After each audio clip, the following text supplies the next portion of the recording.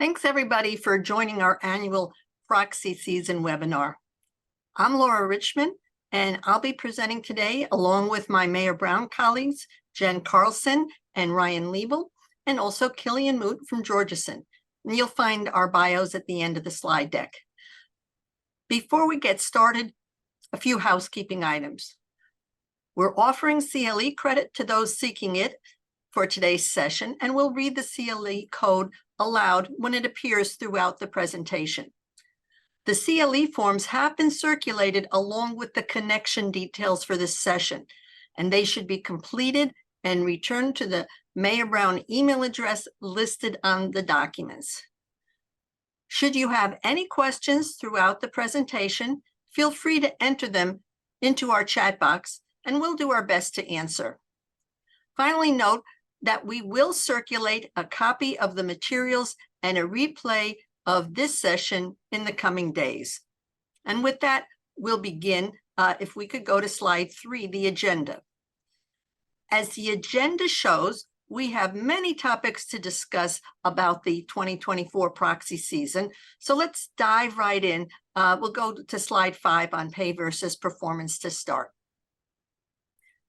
Prescribed pay versus performance disclosure, governed by item 402V of Regulation SK, was required for the first time last proxy season, so it's still a very new requirement.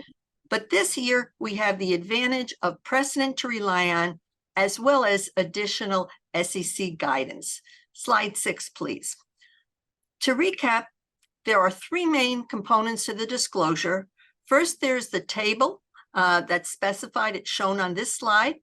And the required measures for performance include total shareholder return for the company, peer group total shareholder return, net income in a company selected measure.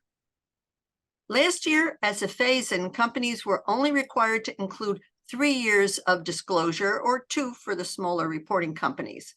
But in the 2024 proxy season, we'll now have 4 years of data required for most companies, 3 for the smaller reporting companies. Slide 7. Companies need to describe the relationship between compensation actually paid to the principal executive officer and the average actually paid to the other NEOs. That relationship has to be shown for each of the company's performance measures that are included in the table. Companies can present it as a narrative, a graph, or a combination of the 2. Slide 8. You also need a tabular list of 3 to 7 of the most important measures to link executive compensation to performance. And the company selected measure must be on this list. And non-financial measures may be included if among the top 3 to 7 most important measures. So let's go to slide 9. Because with the first year of pay versus performance behind us, companies not only have the advantage of reviewing peer company presentations, there are also some comment letters from the SEC staff that provide some practical guidance. A few representative comments are noted on this slide. For example, you must describe the relationship between compensation actually paid and net income, even if that particular measure is not used in setting compensation. It's not good enough to say no relationship exists. And the relationship disclosure has to be separate from the pay versus performance table. The adjustments from summary compensation totals to compensation actually received must show each numerical amount deducted or added, and the reconciliation table headings must accurately reflect the amounts used to calculate compensation actually paid.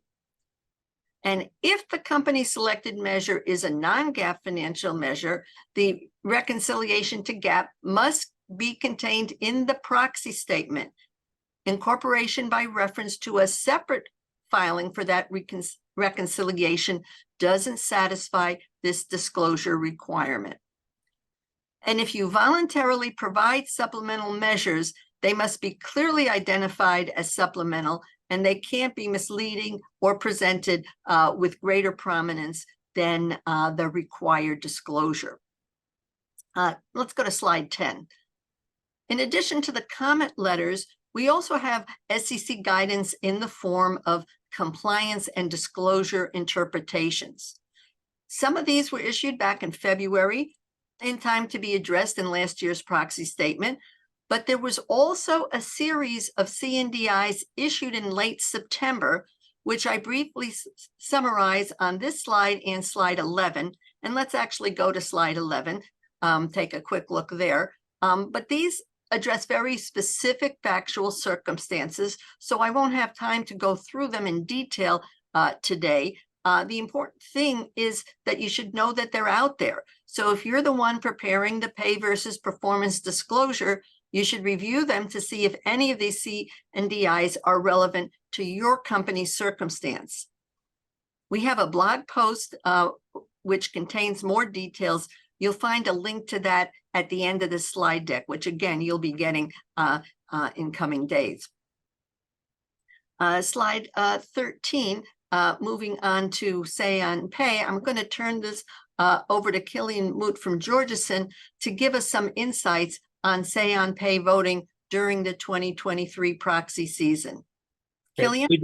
Thank you so much, Laura, and thank you to Mayor Brown for having me here today. My name is Killian Moote. I'm with Georgeson. We are a corporate governance consulting and advising firm providing services such as proxy solicitation, ESG advising, and core corporate governance. We do a lot of analysis after the season to see trends.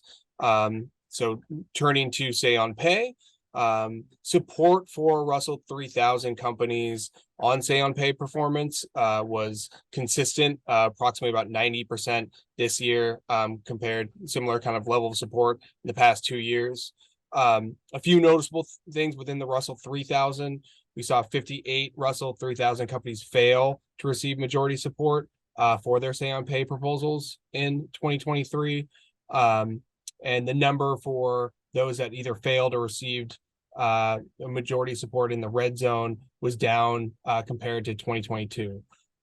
Just looking quickly at the S&P 500 before handing back over to Laura, one noticeable trend is that we did see support tick up for Say on Pay within the S&P 500 from 89% support to from 87%.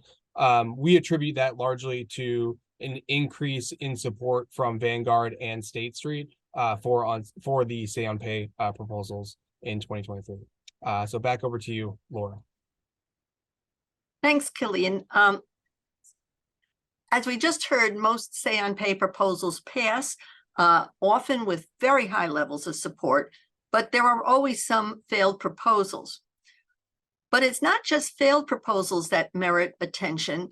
Keep in mind that if you get a simple majority or just slightly higher on this advisory vote, that still reflects that many shareholders disapprove of the executive compensation program.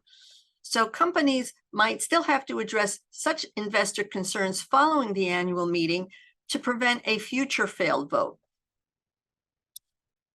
There's many reasons that contribute to a Say on Pay failure, and these depend on the facts and circumstances of the company and the executive compensation involved. Some common reasons for failed votes include misalignment between pay and performance, could be problematic pay practices, and special or particularly large grants or any combination of those. A negative voting recommendation from ISS can lower the level of support, but it doesn't necessarily mean that the proposal will fail. Now, if a company receives a negative recommendation on pay from ISS or Glass Lewis, it may conclude that it would be appropriate to conduct some targeted shareholder engagement to address executive compensation. Some companies choose to prepare additional proxy materials to further explain their compensation program and possibly to refute assertions made by ISS.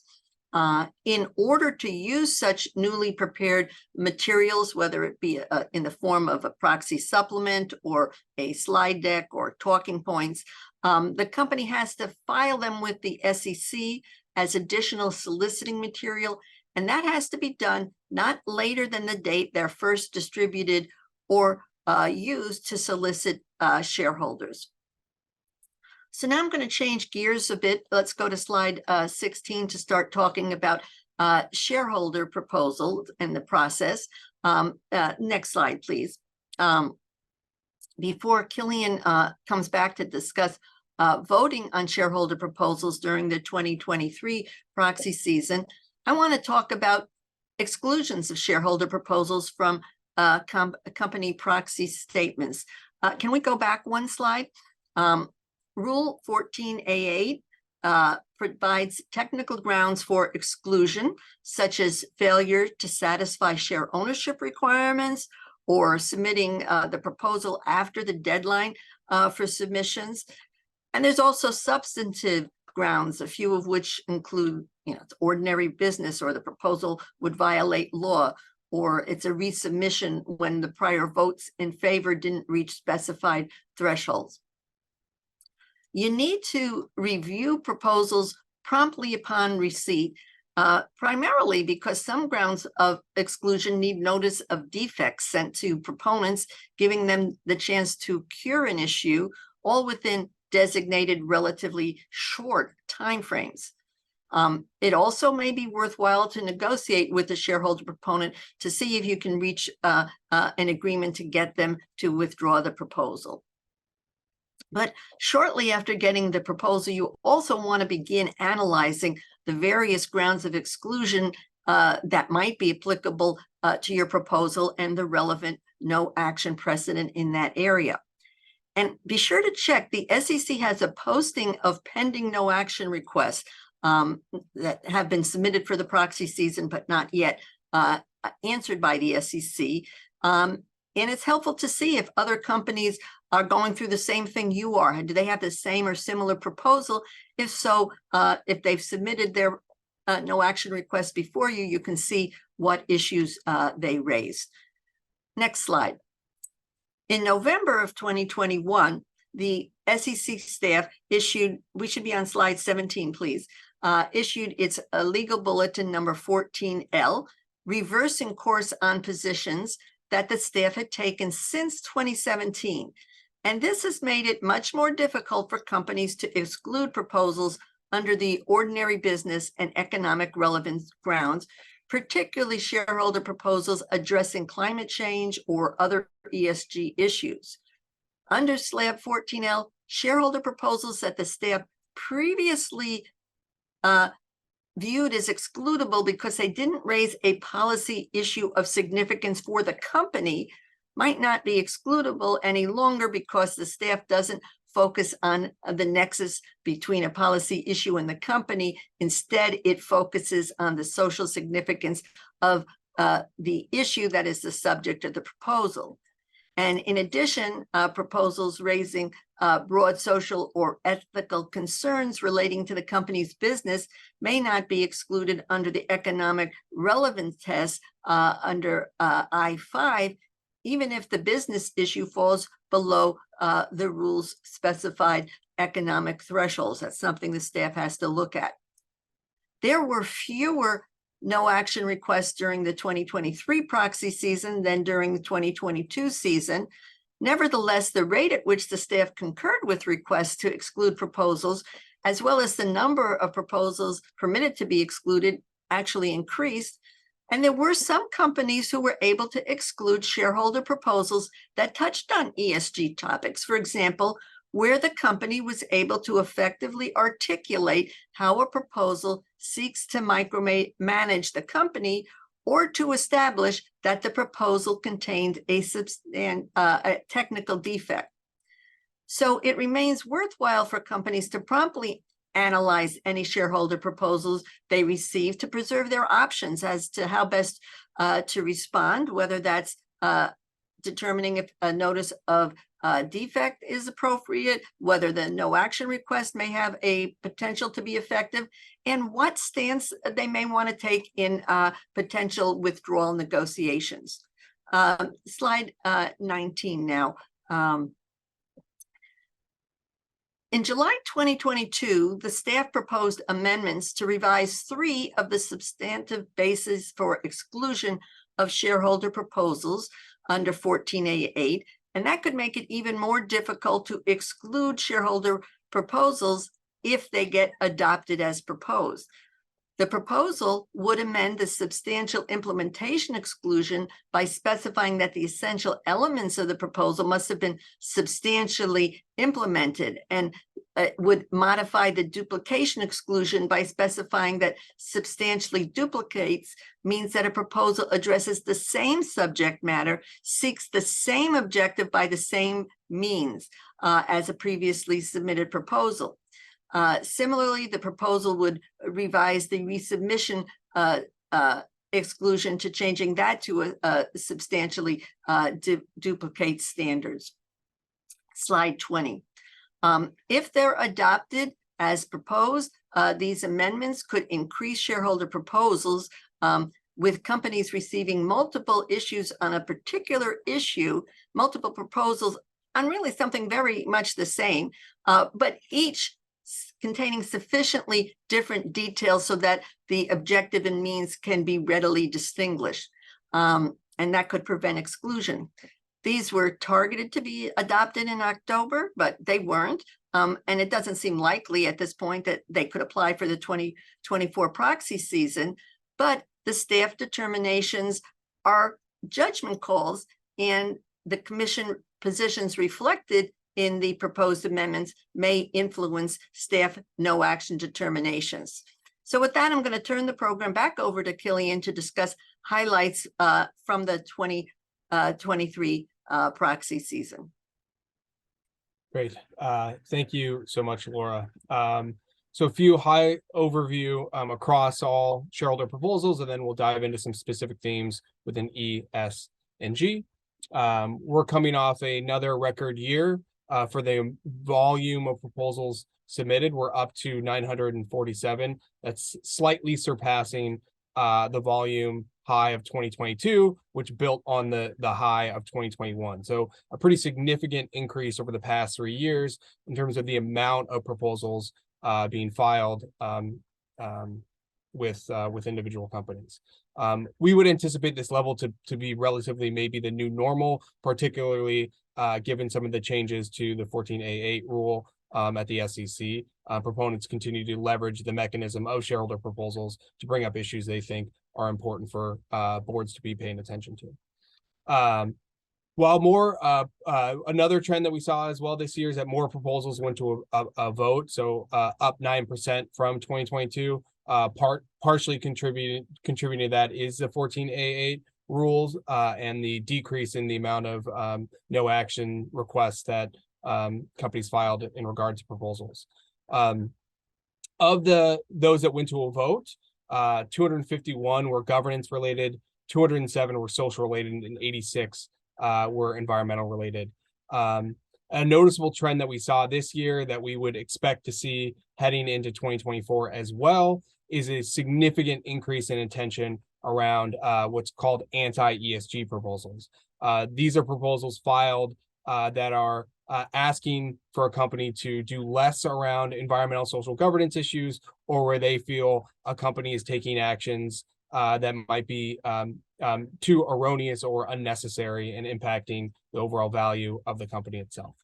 So we saw an increase of such proposals up to about 10% of all proposals filed this year compared to 2022. We would anticipate a similar level of activity given the attention and notoriety of such proposals. One important note before going to the next slide is that of all the proposals filed, the 54% of such proposals were filed by 10 proponents. So we have a significant weighting towards a small group of influential and very active proponents filing a majority of the proposals with individual companies. You can go to the next slide. While we've seen an increase in the amount of proposal activity, we have seen a pretty significant and noticeable drop in passage rate of proposals that have gone to a vote, as well as average support for proposals across environmental, social, and governance categories. There are multiple contributing factors for why we've seen this trend. A few things to highlight. Heading into the season, we did see large institutions revising some of their guidelines in terms of their process, most notably getting more precise or specific in focusing on material issues and how an ESG related issue might show up as material, as well as placing greater emphasis on the role of the board, really kind of setting up an environment in which proposals need to be more closely linked, or the argument need to be more closely and clearly linked to an environmental or a material related impact for the firm. As mentioned as well, the 14A8 rule change likely contributed to more specific proposals, not being excluded, or companies deciding not to file no action requests with such proposals. Such an increase in specificity has contributed to a decrease in the average support as well as passage rate. So over the past few years, we've seen, particularly within environmental and within certain social categories, proponents filing proposals that are more specific, that might overstep what an average investor would see as the specificity of such mechanism, and therefore vote against the proposal as they might have supported a proposal in previous years. As mentioned previously as well, the increase in anti-ESG proposals filed, those relatively get a fairly low level of support. So across environmental, social, governance, that has decreased the average support of proposals going to a vote. As mentioned, we would expect more proposals in 2024, or at least the same amount of volume, given the amount of attention the shareholder proposal mechanism has received and the increased amount of proponents that are actually using the mechanism itself. We've seen more proponents filing proposals year over year than previously had. So we would expect a similar level of activity. The extent to which we see a change in passage rate or a change in support really is dependent upon if proponents filing those proposals kind of recalibrate or otherwise focus on how the issue at hand ties to a material performance of the firm, and whether or not they continue to file very specific and maybe too overly prescriptive proposals, as a number of investors have signaled was their reason for the drop in support year over year for voting on certain proposals. Going to the next slide. So taking a break from shareholder proposals before we jump into specific categories and looking at director support and director elections. Within the Russell 3000, companies continue to see strong support, averaging about 94% for the proxy year. This is similar to the average support for 2022. Notably as well, fewer directors received less than majority support, down to 15 for the Russell 3000, down 15 from 2022 for the Russell 3000. Directors receiving 95% or support declined. So that's down to 68% in 23 compared to 70.5% in 2022. A few contributing factors there from our perspective. State Street's 30% gender diversity rule went into effect for more companies this past year. So they extended that to Russell 3000, which is a pretty significant increase from where it previously was. And similarly as well, Glass Lewis recommendation of their 30% gender diversity extended to the Russell 3000 as well. We believe that did contribute in some way to average support for directors. For example, just within State Street, they withheld votes or voted against 11% of directors at the Russell 3000 and 8% for the S&P 500, which is an increase from the previous year. We would anticipate that trend, particularly given the nature of the voting decision itself, to continue to be the case for at least State Street's voting, as well as the recommendation for Russell 3000 for Glass Lewis. We don't see those that trend changing in their expectation around board diversity. Moving to the next slide. Great, thank you. So within environmental proposals, the vast majority of proposals were climate related and focused specifically on greenhouse gas emissions. One noticeable trend that we saw here within this subtype of proposal is a greater specificity, more detailed expectation of reporting for companies to disclose greenhouse gas emissions covering scope 1 through 3, as well as specific discussion about target setting, so reduction of greenhouse gas emissions, including scope 3 within their reporting.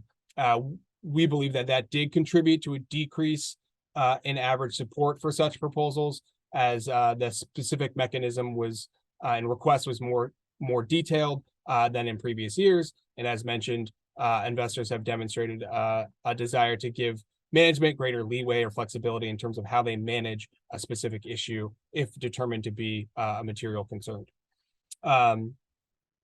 Another contributing factor to the dampened amount of support that we saw this year for environmental proposals was a significant decrease by both ISS and Glass Lewis in their recommendation 4.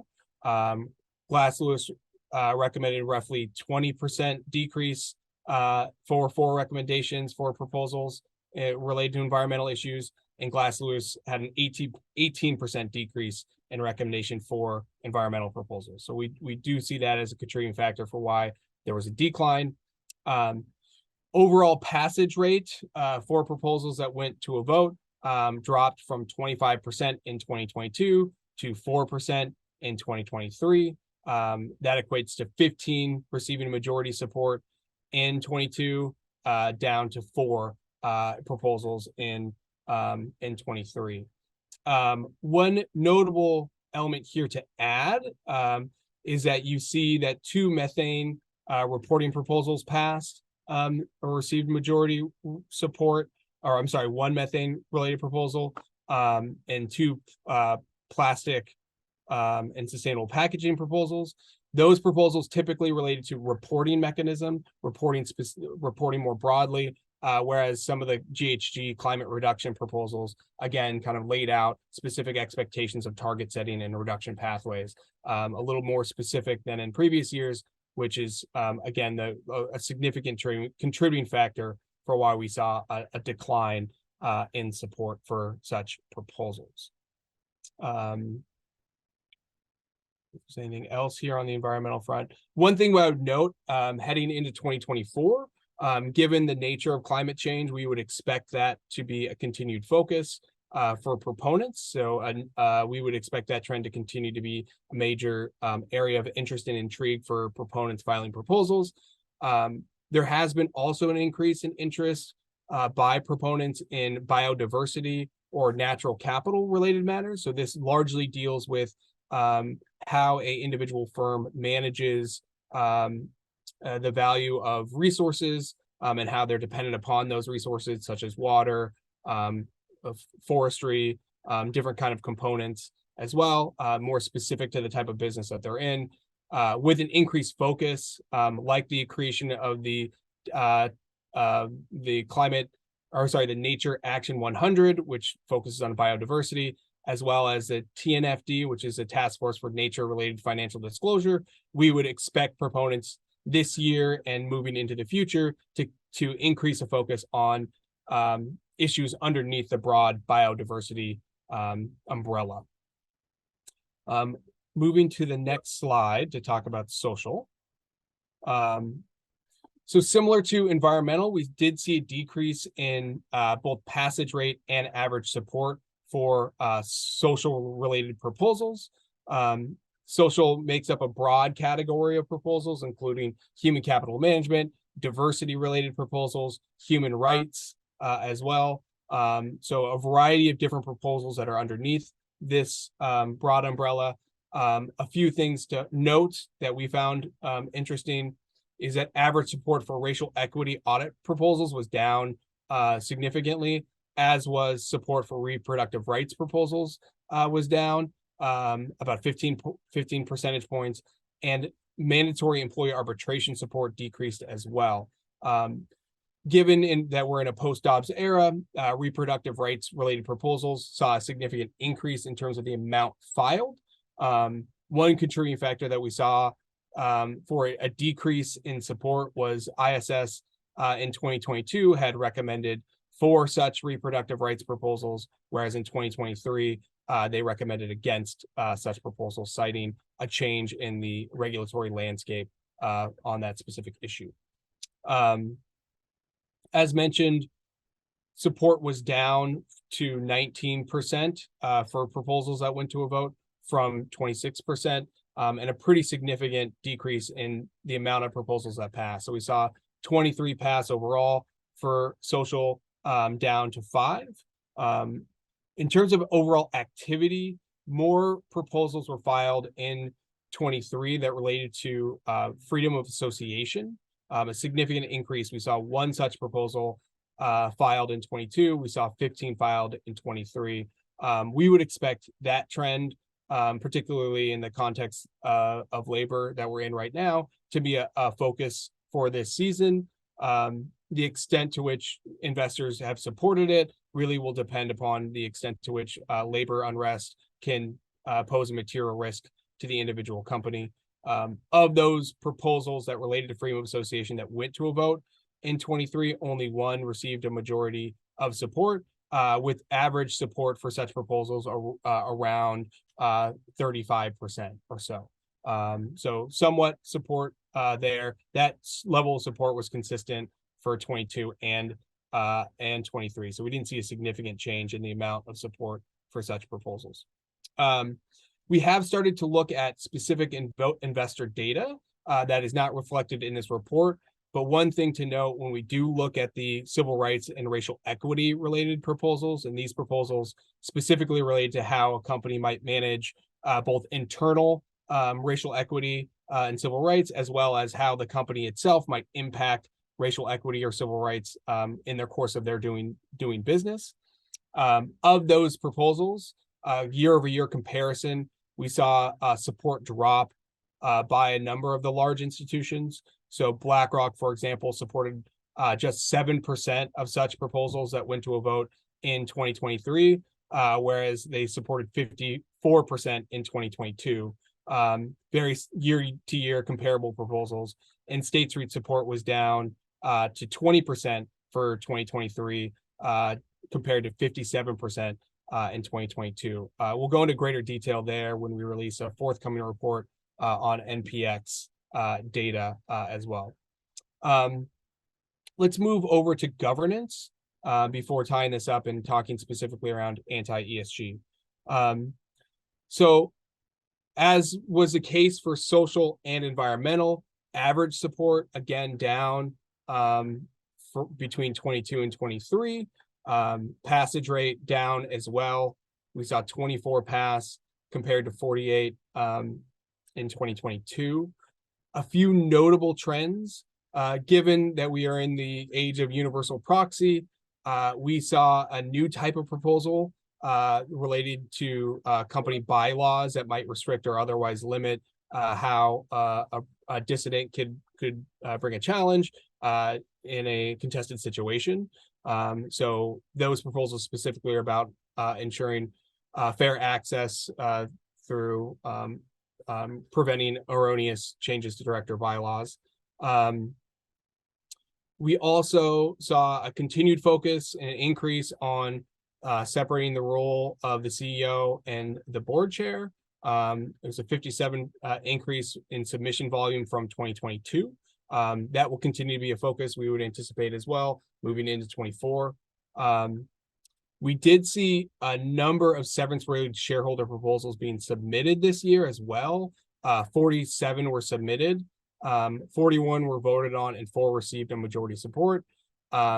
These proposals were more likely to receive support than proposals related to pay more broadly. So severance-related proposals specifically were more common and received greater support.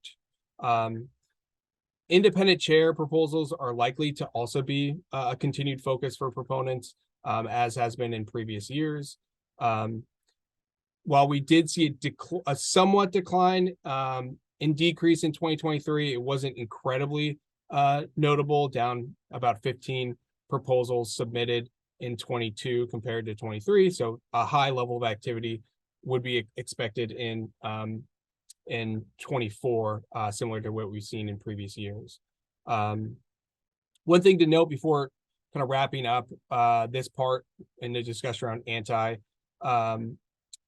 anti-ESG is that we would expect heading into a political year to see more proposals, or at least a similar level of activity around political contribution, political lobbying proposals filed in 2024.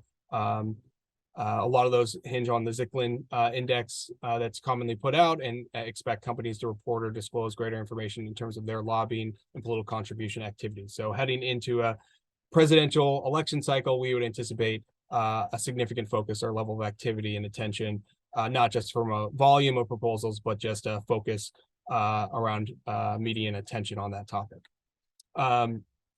Just finally wrapping up, next slide, please, before handing back over. As mentioned at the top, a major trend coming out of this year was a focus of and filing of anti-ESG shareholder proposals. So we saw a pretty demonstrable increase in the volume of proposals filed between 22 and 23. Notable, these proposals saw a decrease in the level of support. They have previously not had a high level of support, but we did see somewhat of a decline this year. We also saw the use of not just filing of proposals, but also exempt solicitation, an increase in the amount of exempt solicitations opposing directors or opposing shareholder proposals that might have been filed about an ESG topic itself. We would expect a similar level of activity this year. As this graph on the left-hand side shows, a majority of the proposals filed related to diversity and human rights. Somewhat of a decline in proposals filed that related to environmental matters from 22 to 23. We would expect that trend to continue as well, that diversity and human capital and human rights will be a major focus for proponents filing anti-ESG proposals. The one noticeable trend is that governance-related proposals that were classified as anti-ESG saw somewhat higher support than proposals that were related to diversity or environmental matters. So somewhat of an outlier there. We have seen an increase in attention on this topic, media attention in particular, as well as an increase in the amount of proponents filing these types of resolutions. They have existed previously, so they weren't a completely new phenomenon in 2023. Such proposals have existed for a number of years, but the volume and the variety of proponents filing the proposals is a noticeable increase, and we would expect, again, for this trend to continue as we move into this proxy season. So with that, I will turn the presentation over to Ryan to talk a little bit more about clawbacks. Okay, thanks, Killian. So the first slide here, just overall background. Many of you on the call, I'm sure, are familiar with this. We have been waiting on rules for clawback since 2010, as this was originally part of the Dodd-Frank Act.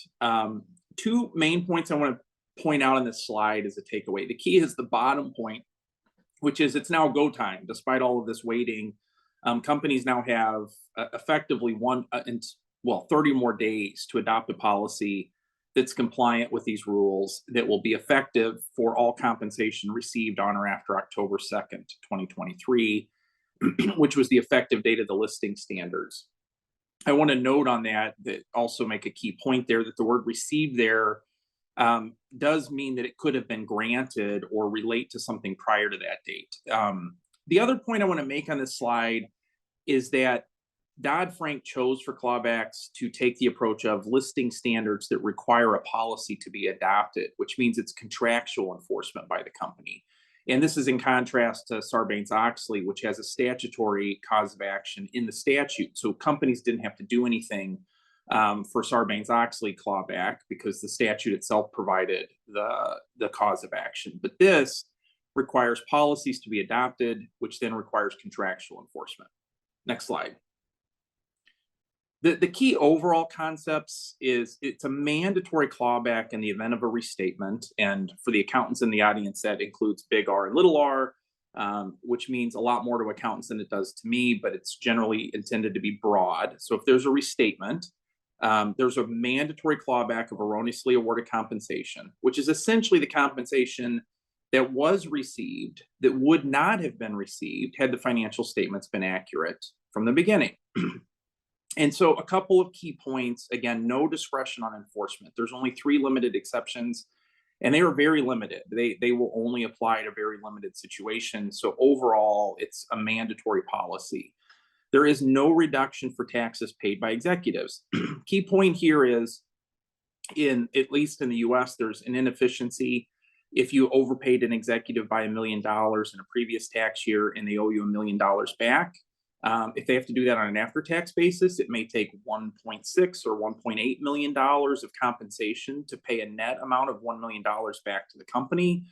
This was a trade-off from the SEC because the question was the goal to prohibit executives from benefiting from inaccurate financial statements or to make sure that shareholders are put back in the position they would have been had it been accurate. And the rules clearly choose the latter. It's to put the shareholders in the company in the position they would have been in had it been accurate. So no offset for taxes, no indemnification of executives, and no fault is required. So again, the intent is to put the shareholders in the company back in the position it would have been in had the financial statements been accurate from the beginning. And overall, I think the big takeaway here is the key is it's to incentivize a culture of compliance with financial statements. The best way to avoid the clawback policy ever applying is to always have accurate financial statements. I think that would be the sort of stated goal or sort of the intent behind these rules is to make sure that the accounting statements, the financial statements are accurate from the beginning. Okay, next slide. I included here some key concepts here in the next slide as well. I won't read them. It's some of the key concepts in some of our draft policies, like the executives it applies to, the definition of erroneously awarded compensation. Next slide. Sorry, it does not seem to be switching. Can you switch slides? Go to 33, some more key concepts. Key is it will generally apply to all compensation that is based in wholly or in part on the attainment of financial reporting measures.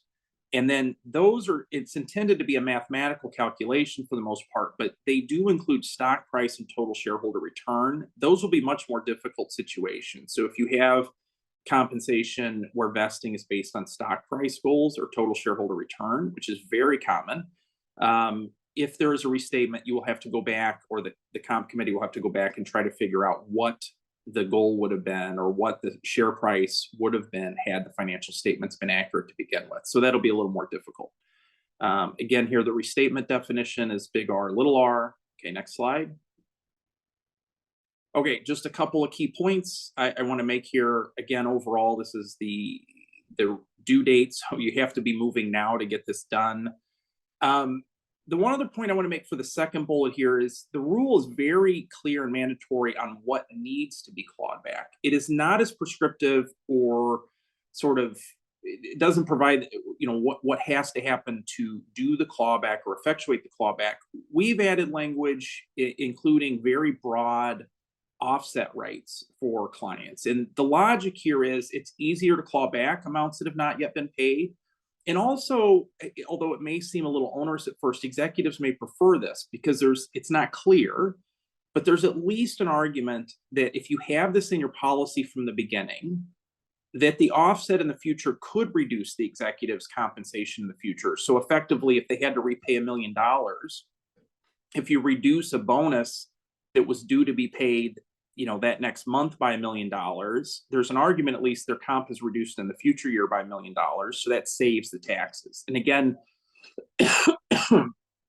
that analysis will need to be made at the time. It's not clear, but at least in our advice, we prefer to put the language in now to preserve those arguments, to make it easier, hopefully for the company and for the executive. Again, contractual enforcement. So the point I want to make on the third bullet here is we would highly recommend you get executives to sign an acknowledgement letter. So you use future grants as consideration, but the acknowledgement letter makes it clear that all grants, including ones received prior to the date of the acknowledgement letter, are subject to the policy. So future grants consideration, but the acknowledgement and the policy pull in all grants that may be subject to the policy. The fourth bullet, again, a drafting point on contractual enforcement. Make it clear that the policy trumps any other agreements that the company may have with the executives, so that if they have an indemnification clause in an employment agreement, or they have a right to be reimbursed for attorney's fees in the event of a dispute, or things like that, that could potentially run afoul of the clawback policy, you want the clawback policy to control, and it needs to be clear that it controls. And then the one other thing I would add to this slide for drafting is a lot of clients had voluntary policies in place. And I just want to point out a lot of those were discretionary. A lot of them allowed for offset for taxes. So if you combine the new rules with an existing policy, just be very careful in your drafting so that the old sort of discretionary policy doesn't somehow trump these rules, because these rules need to be in effect and it needs to be clear that it's non-discretionary. Okay, next slide. Okay, so last thoughts here quickly is that there are filing requirements for the policy itself. NYSE companies, you're going to need to confirm that you have adopted the policy. So, this all needs to be done and be in place. And then if there is a clawback, there are additional disclosures required. But hopefully none of us have to do that in the near future, but just be aware that it is the case if you do have a restatement and you need to take action under your policy. Thanks, Ryan. So next slide, please. I'll go through just a handful of newly adopted or proposed rules that are starting to apply to company disclosures or will apply in the near future. And a lot of this is already in our proxy season overview legal update that we provided, so you can get more detail there.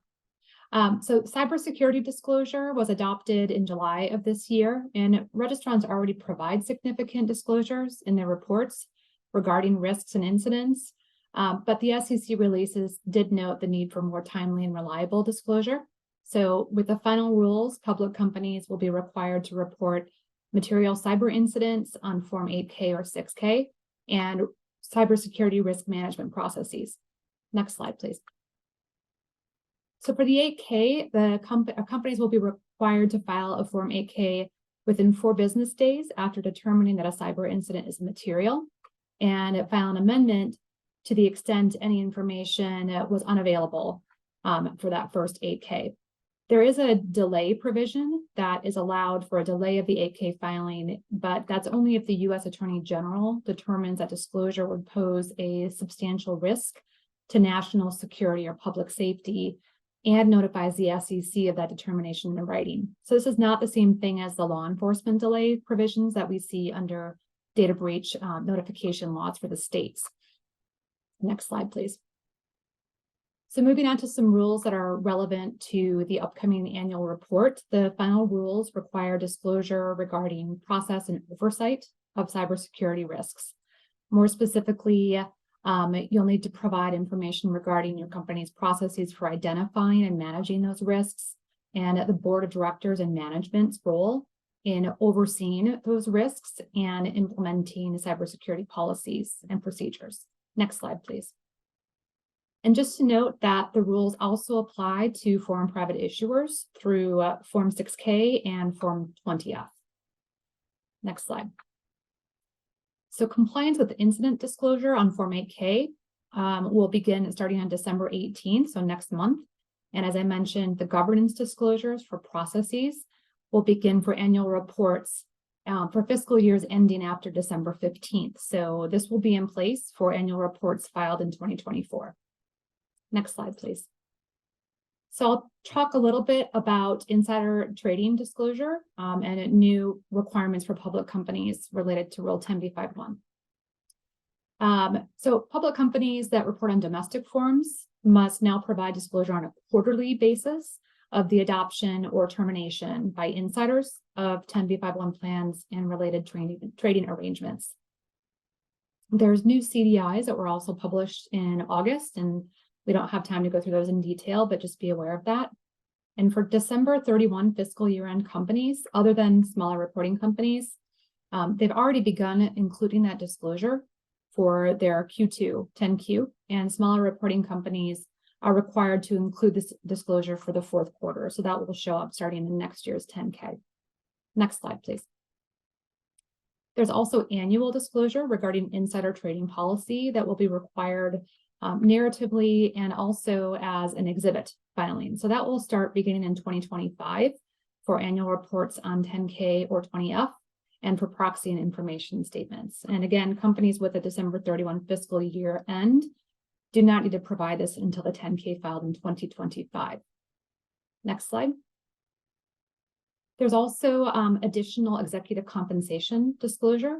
So that was adopted through new item 402X of Regulation SK, and that is to enhance disclosure for options and other similar equity awards that were granted close in time to the release of material non-public information.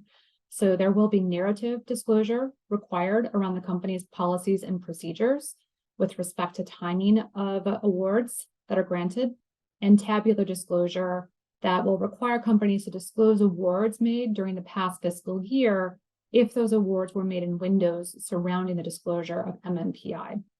So companies, including smaller reporting companies with a December 31 fiscal year end, will need to provide this disclosure in connection with the first election of directors in 2025. So the proxy statement in 2025.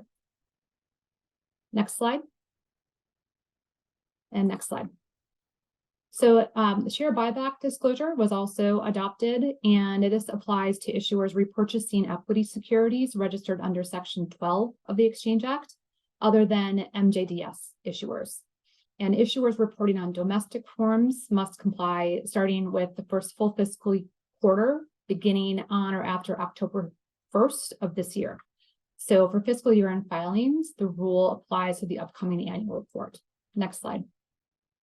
There is an exhibit that will be required for domestic filers that provides the required detail for daily repurchases in tabular disclosure as listed on this slide. Next slide.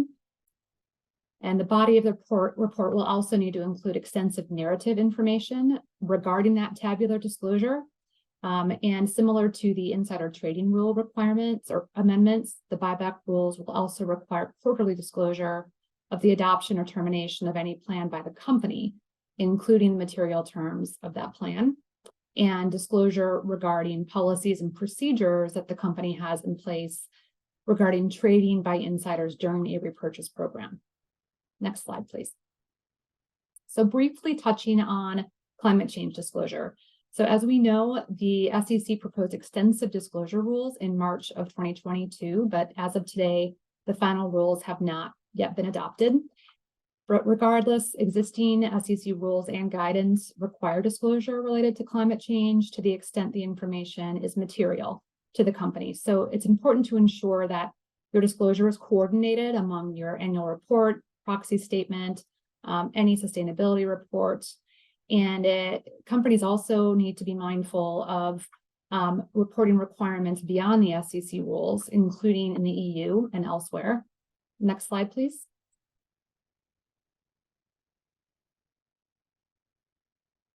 So for example, one thing we did want to point out is that California enacted the Climate Accountability Package on October 7th, so last month. And this contains 2 laws that impose climate reporting requirements on companies doing business in California. And that's a very low hurdle to clear given California's size and economy. It's important to note that the laws are broader than the SEC's proposed rules and apply to both public and private companies. So companies with over $1 billion in annual revenue will be required to disclose greenhouse gas emissions, including Scope 3. Companies with over $500 million in annual revenue will be required to disclose climate-related risks and the measures they've taken to reduce those risks. So even though the SEC has not yet adopted its proposed rules, the California laws are effective with compliance dates beginning in 2026. Next slide, please. And next one, thank you. So similar to climate change, existing SEC rules and guidance require disclosure related to human capital management. And those right now are primarily principles based. And just keep an eye out. The SEC regulatory agenda had targeted last month, October, for proposed rules. So obviously those haven't been posted yet. So continue to monitor for any regulatory updates.